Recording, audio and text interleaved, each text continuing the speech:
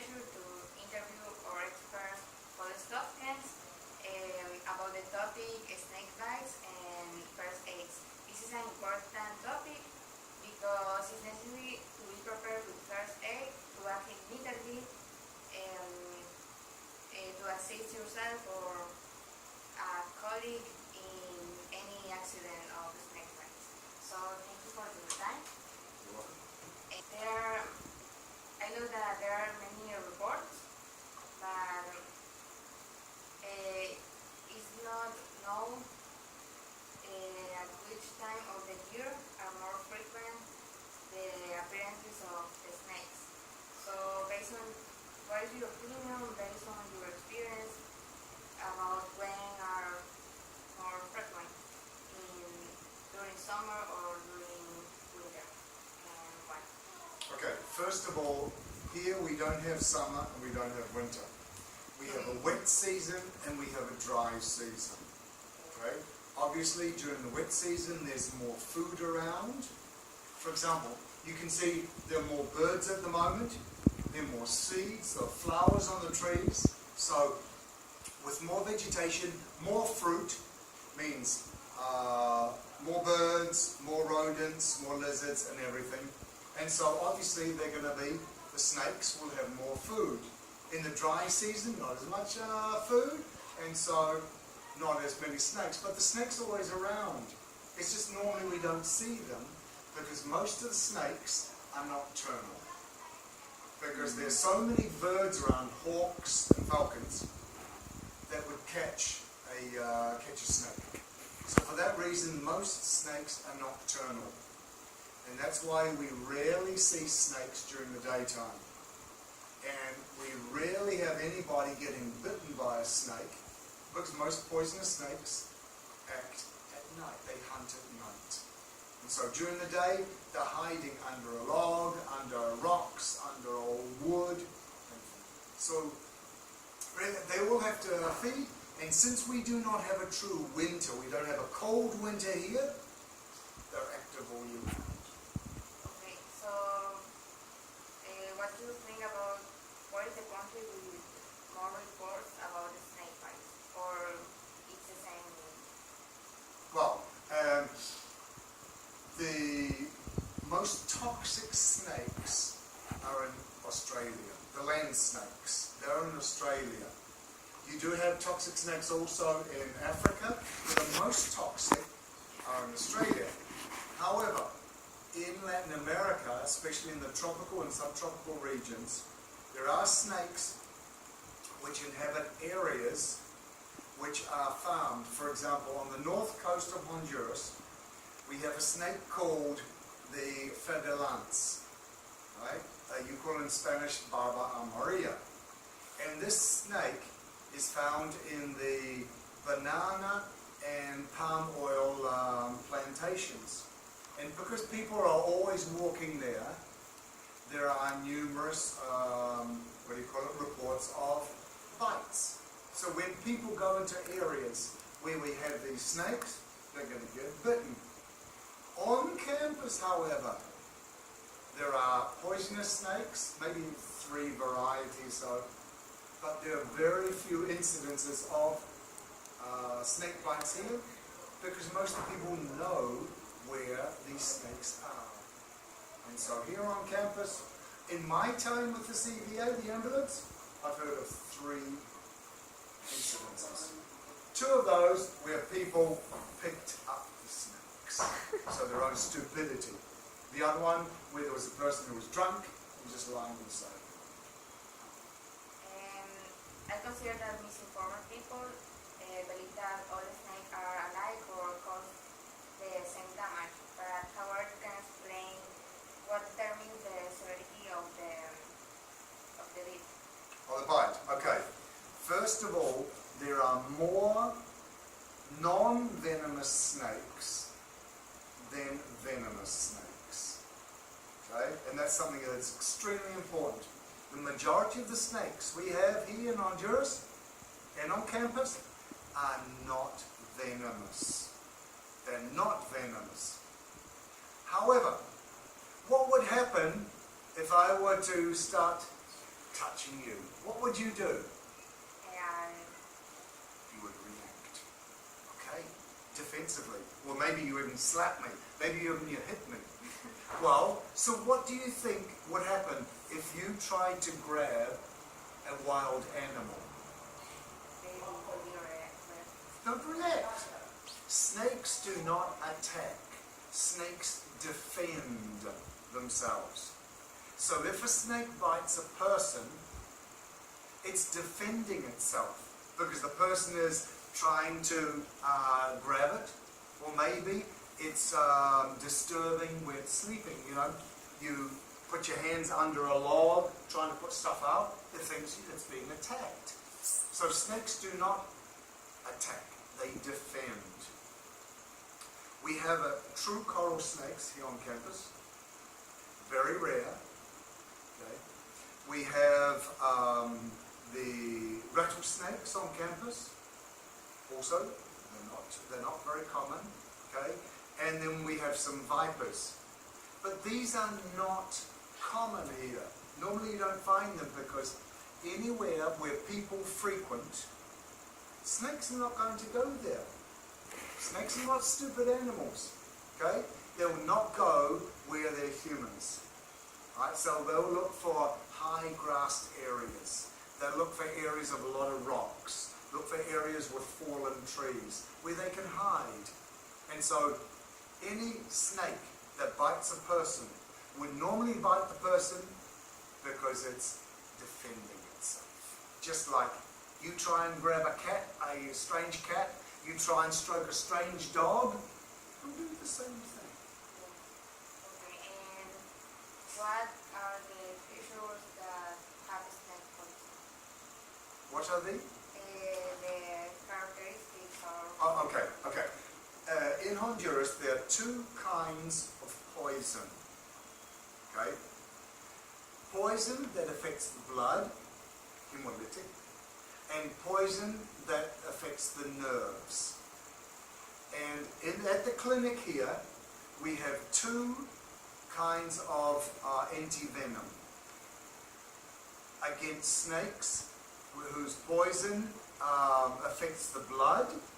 In other words, it stops the blood from clotting, coagulating. And the other is that stops the venom that stops the nerves from working properly. Now, how do you know?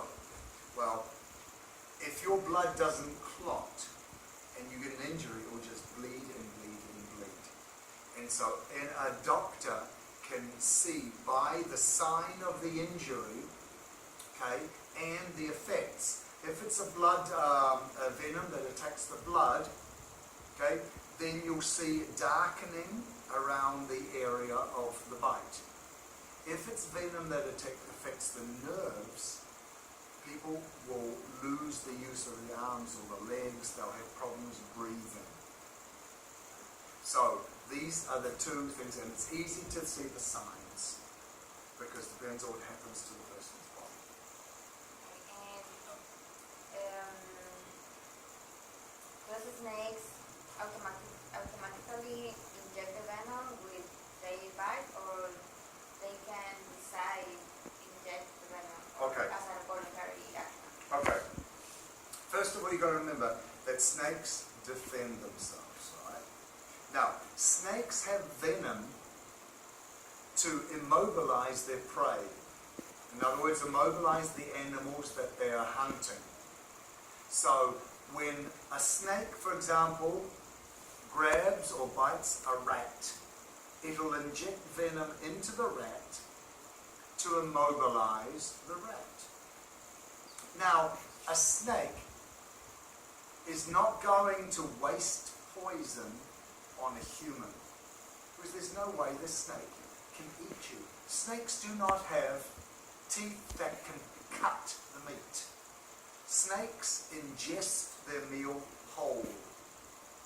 And the snakes we have on campus are not big enough to ingest someone like you. Even though you're so small and skinny, there's no way a snake is big enough here to swallow you, to ingest you. It's not possible. So, if a snake were to bite you, it's to defend itself. And normally it will not inject poison. However, if you don't let go, it can inject poison. Now, what happens? If I were to do this to you, what would be your reaction? What's your reaction? No sé, que... Okay, well do it. No, so, exactly. When you feel that sharp or the bite, your reaction is to remove your arm. When a mosquito bites you, or you, okay, it's your reaction. So when a snake bites you, you feel the fangs going in and you react. And that reaction does not enable the snake to have enough time to inject its fangs and deposit sufficient venom to the critical form. So the majority of snake bites by poisonous snakes do not cause any injury because simply the snake doesn't have time to inject enough venom. But what are the symptoms that present the person after being Okay, if venom is injected, if it's just a bite, it'll be sore. If venom is injected, if it's venom that's hemolytic, that affects the blood, then, as I said before, the area will go black because it kills the blood, it destroys the blood, okay? So it'll go black. Or if it's neurotoxin, then you will lose the sensibility, you will lose the use of certain parts of your body. So you can tell straight away. And what determines the power of the poison, The species and the amount of venom injected. For example, I told you earlier on that the most venomous land snakes are in Australia, and they have highly toxic venom. So they only need to inject a little bit of venom for it to affect you. Now, we have in Honduras, on the coast, a sea snake, which is a pelagic sea snake, and that has highly toxic venom. However, normally will not attack you because it wants to catch prey. It doesn't want to waste its venom on you because that requires energy. And I imagine that experience helps a lot to identify poisons and not poisons next. So it is possible to identify if poison or poisonous or not by the appearance. Okay, yes. However, I prefer to tell people, and this is what I always tell them when I give the talk, leave the snake alone. It doesn't matter if the snake is poisonous or if it's not poisonous. Leave the snake alone. Don't try and grab it. Don't try and kill it. Because snakes have a role.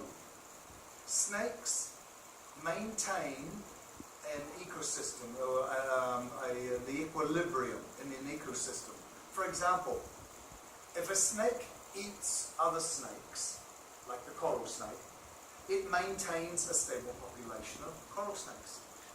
If a boa constrictor, we have them here, they eat rodents and birds, they're maintaining the population of birds so we don't get an infestation of rats or of mice.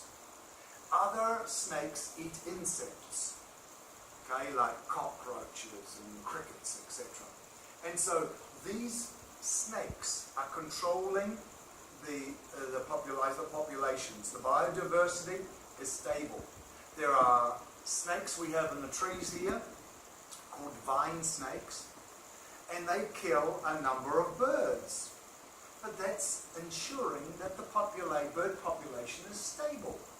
If we remove all the snakes, if we kill all the snakes, we're going to have an infestation of insects, of rodents, of smaller mammals, and even of birds. So, forget trying to identify whether the snake is poisonous or not. Just leave it alone. Don't touch it. Let it go on its merry way, and it's helping us by maintaining these plagues at a low level. Yes, I can identify a true coral snake. Yes, I can identify a rattlesnake. But it doesn't matter. You don't need to. Just leave it alone. And you don't need identify for antivenom? You don't need to. Okay. Let's say a snake bites you, okay, and you think it's injected venom. You don't need to know which snake bit you. You don't need to photograph the snake. You don't need to catch the snake. Because, as I explained earlier, there are only 2 types of venom. And after half an hour, the doctor will be able to see whether that is this type or this type. Remember, at the clinic we have 2 antivenoms. 2 antivenoms, neurotoxin and hemotoxin. And so, just by looking the signs, right, the symptoms, you can tell, excuse me, which antivenom to use. You do not need to know to identify the snake. Okay. And exists another way to snakes use to defend themselves? Yes, there is a snake called on campus called the rattlesnake, and the rattlesnake has a tail, and at the end of the tail it has what we call a rattle. In other words, it has a series of rings. It has a series of rings, and when the rattlesnake feels threatened, it lifts its tail up and moves its tail, and that makes a sound called a rattle. And that sound is very distinctive, and that tells any human that's a rattlesnake. And then you know, do not touch it. Withdraw, go away. Okay? Other snakes will open their mouth to be fearsome. Alright? Move away. Just move away. But the only real snake that will advise you before it defends itself is the rattlesnake. And we have them here on campus.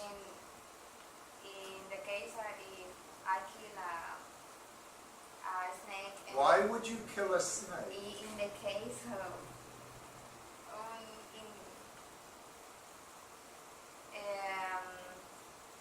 if someone doesn't know that they should not kill them and kill them, do the separate the head by reflex action bite. Oh, that's nerves. There are animals where you kill the animal, but the nerves are still working. Okay, the nerves are still working, and that there could be a reflex action. You know, you squeeze the nerve, and you could possibly bite. But once the snake is dead, it's dead. But it's like, for example, you get a chicken. If you chop the head off the chicken, what does it do? It goes running around all over the place. Okay? Because its body is still functioning. Part of its body, its brain's not functioning, but the rest of its body is still functioning. So a part of the snake can still function, right? But not for long. Not for long. Okay. And people traditionally say that in remedies, in traditional remedies, but do you think that always you need to seek medical attention, or you can attend yourself without problem? Okay, and what you do is you wait. You wait and see, because I mentioned earlier, the majority of the venomous snake bites do not inject venom. Not enough time. Or they don't inject venom. So, all you need to do is, like with a bee sting or a wasp sting, wait and and see the reaction. If there's no reaction to the area of the bite, if there's no reaction, your nerves, all your limbs, you still have full movement, you're okay. You should disinfect the area, yes, because like humans, snakes have a lot of bacteria and germs in the mouths. Okay? It's just like if you were to bite me, I would have to disinfect this because you have bacteria and germs in your mouth. The same as a snake. So yes, you would have to wash it, disinfect it. But you do not need to go directly to the clinic. Wait and see what happens. And if within half an hour nothing has happened, and you can still move all your limbs, or there's not blackening of the tissue, you have nothing to worry about. But if you're nervous, okay, go to the clinic. But you don't need it. Okay, and what are the first aids that you should be applying? Okay. First thing is, you have to make the victim, the person who's being bitten, as calm as possible. Because what we have to do is we have to slow the blood system down. Right? Because if the snake bites you here and you go walking, your heart is pumping the blood, and so this venom will very quickly go to the heart and to the rest of your body. So, you have to calm the person down, get the person to lie down, and the part that's been bitten, you should put lower than the level of the heart. That's so that the venom, if any venom was injected, it will be much slower in getting to the rest of the body. You can also put a band, a constriction bandage, not a tourniquet, but a constriction bandage where it's just slightly squeezing the skin, okay, and that will help slow down the venom of getting into your system, because snake bite is superficial. It just goes under, so it gets into your capillaries, right? It doesn't go directly into a vein or an artery. It's normally where you're going to get bitten, on your hand or your ankles, right? Especially if you're trying to kick the snake or if you're trying to grab the snake. So you'll be bitten in this area. So you can put a constriction bandage, but not a tourniquet. Not a tourniquet. And if you're worried, well then, go to the clinic. Yeah. The main thing is, if you know there was a poisonous snake and it had plenty of time to inject venom, okay, lie the person down. You can put a cold compress on there to maybe slow it down also. And once the venom's in there, it will slowly move up. You can use a cold compress if you want, but it's not going to do a lot. Okay, I think that because of the narcos, people commit many mistakes. But what don't have to do? You shouldn't do it. Any situation. Okay, first of all, if you're alone, you're on your own, well, then you have to get medical assistance as quickly as possible. We have the anti-venom here, right? You have normally 1, 2, 3, 4, 5 hours where you can still move and get to the clinic, and there won't be heavy damage to your body, okay? Depending on how much venom was injected. It depends on which snake, right? Normally, you can get to medical assistance very quickly. But otherwise, if you're on your own, you're up in the mountains, you've got to get out. So you could use a handkerchief or something, or a bootlace, do a constriction bandage, but not a tourniquet, okay? And keep your arm down as low as possible, and go down the hill and get medical attention. Okay, and with your experience and your knowledge, can you tell us, in a place like Zamorano, which preventive measures can the students apply? Okay. Let's say that your job is to clear a lot of old dead wood, right? Some old branches, or moving irrigation pipes, or anything, for example, any wood or any old furniture that's been on the ground for a long time, or in a storeroom or a warehouse that hasn't been used for a long time. Okay? Snakes will look for dark places during the daytime to sleep. So what you have to do is, if let's say there's a log there and it looks like an old log, it's been there for a long time, first of all, you should move it with another stick, maybe. Move it with another stick, okay? Or where you're going to put your hands, maybe poke with a stick first to make sure there's nothing there. Do not stick your hand in a place where you can't see them. So that's the first thing. Irrigation pipes. If you take down irrigation pipes, you want to move them, and if you put them on the ground, if they're on the ground for, let's say, during the day, snakes will go in there and to sleep because it's dark. So what you have to do is you have to be careful. You go to the middle of the irrigation pipe and lean it up like this, so if there are any snakes or anything inside the pipe, they'll fall out.